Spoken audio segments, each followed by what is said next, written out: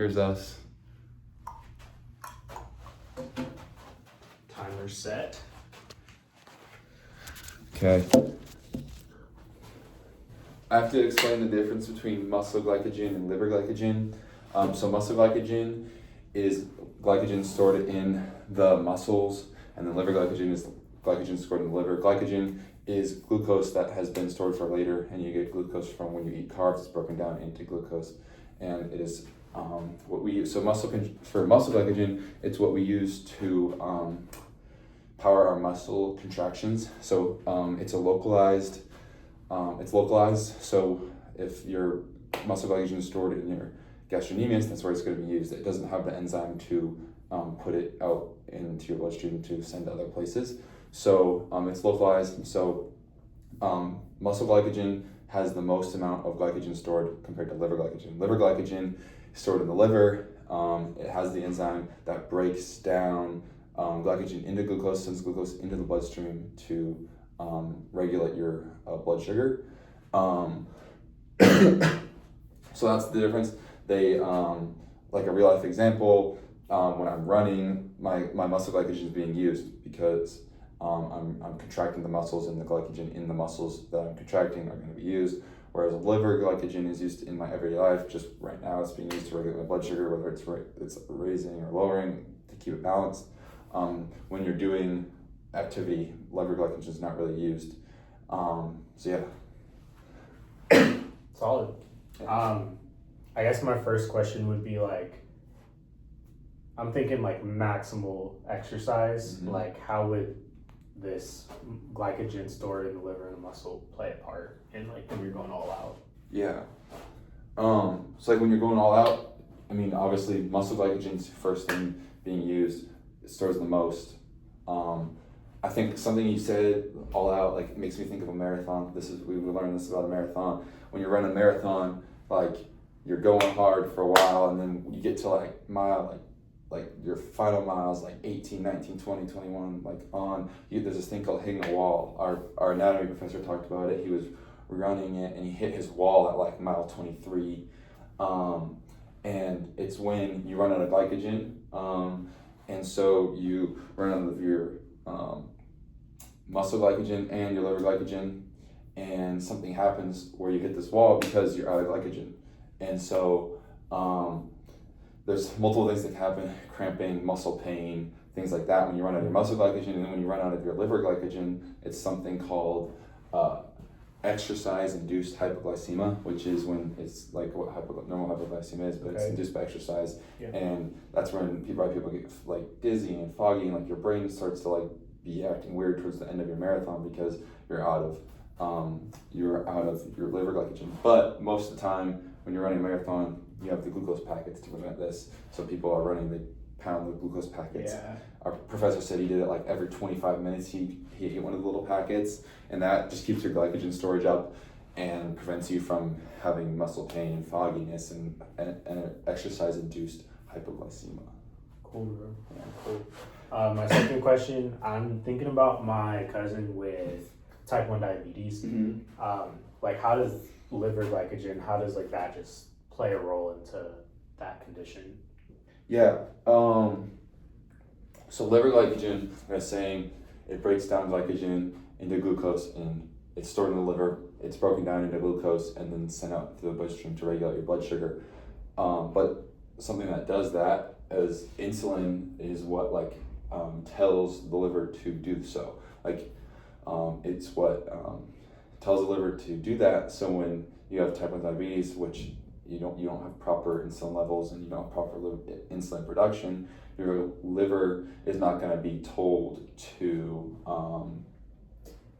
break down the glycogen into glucose and send it to the bloodstream, or to take in glucose and store it as glycogen if your blood sugar is too high. So when your liver isn't told to do that, you're going to have, there's something specifically with liver glycogen storing it. You're gonna have a lot of liver glycogen. It's not going to be told to be released if you have low blood sugar, and it's not going to be told to be released. So you are going to have excess amounts of liver glycogen, which can lead to an inflamed liver.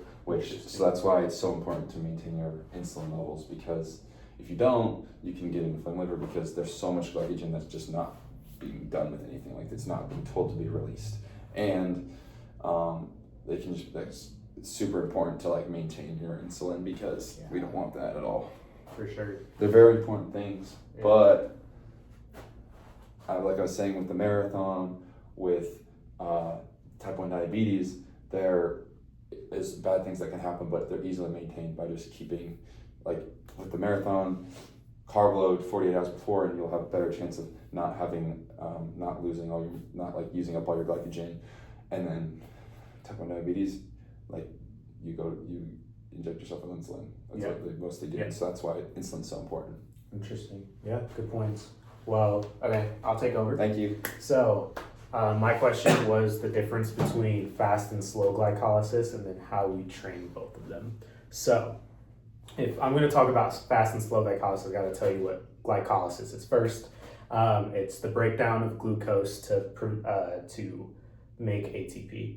And then I also have to talk about the PCR system and the oxidative system as well. So the PCR system is the immediate make of ATP using creatine kinase acting on phosphocreatine to produce instant ATP. So it happens if I do that quick movement or if I burst really quickly. And then oxidative system uses oxidative phosphorylation and the electron transport chain to produce a ton of ATP that's more sustainable. This again, it's the use of oxygen. PCR does not use oxygen and glycolytic does not use oxygen. And so, if I'm going to talk about the difference between rapid and slow glycolysis, rapid glycolysis is pyruvate is being produced to lactate, and this is happening more quickly as well. But I would say glycolysis is the first energy system being used, and then PCR is the second energy system that's being used. And then for slow glycolysis, glycolysis is the first energy system being used within the oxidative system, second energy system being used. So it's important to memorize that you're using all three energy systems at what point, it's just what's being used most at each certain amount of time. And so, an example of this, of rapid glycolysis is a 200 meter in a track where you have to run and it's an all-out sprint, but towards that end you're going to get that burn because the hydrogen ions that are being released from hydrolysis are in your muscles and it's inhibiting the cross-bridge formation of actin and myosin, and that's why you're going to get burned. That's why you're going to feel fatigued, is because that glycolytic system is producing lactate faster than it can clear. With slow glycolysis, a good example is a 600 meter. I know that's not really a thing, but I chose 600 because you're still focused on speed. So glycolytic system's still first, but you're more at a steady state. And so oxidative system is second. And so you're trying to go as fast as you can while maintaining and pacing yourself so that lactate doesn't build up. And the oxidative system would be second there. Do you have any questions? I do. So yesterday I was thinking about I went to this high school with this facility. This guy put me through a workout, and I know my phosphagen system when I'm doing those quick things, I had we talk about 6 to 8 seconds, that stuff. That's phosphagen, and that's really powerful things. But then you're talking about glycolysis, and so. We talked about in class the other day warm up stuff. So how does this play a role in my warm ups? He had me do a bunch of I don't know, it wasn't too long, but a bunch of warm up stuff. And I'm assuming, I know app plays a role in energy systems. So what does that look like? Yeah, for sure. Warm up. The point of a warm up is to just warm your body up to prepare for the activity you're about to do. And so the purpose of that is so that you're being able to take in as much oxygen and produce ATP with that oxygen more efficiently. And then you're also able to clear your lactate more efficiently. And so if you're doing something with whatever training program they have, then you'd be able to stay in slow glycolysis using your oxygen more efficiently than just depending on glucose. because the more you depend on glucose, the more lactate you'll produce. And that's not necessarily the problem. The problem is lactate accumulation. And that's what's going to stop you from doing whatever you're trying to do. And so the purpose of the warm-up is to simply allow you to keep going for longer, because you're going to be able to clear lactate more efficiently, because oxygen will be more present in your muscles than just starting off like cold. Yeah. Yeah. So for sure. if I you said it helps with the warm up.